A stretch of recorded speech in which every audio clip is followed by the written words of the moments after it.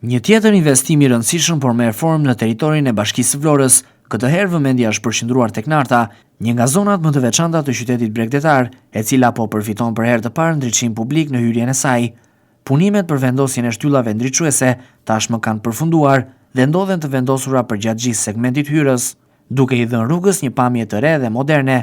Aktualisht po pritet lidhja e sistemit me rrjetin energjetik, proces që pritet të realizohet në ditët në vijim për të vënë në funksion të plotë ndriçimin e rrugës.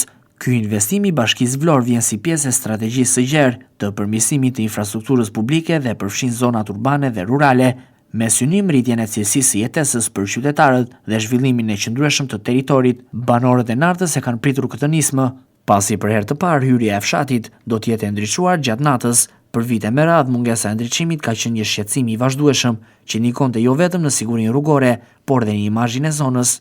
Tashmë, me vendosjen e ndriçimit, Narta do të ketë një pamje më tërheqëse dhe më mikpritëse, veçanërisht për vizitorët që e frekuentojnë gjatë gjithë vitit. Narta është një nga destinacionet më të spikatura të zonës së Vlorës, e njohur për lagunën e saj të mrekullueshme, biodiversitetin e pasur, traditat e vjetra, si dhe lidhjen e ngushtë me Zvërnecin.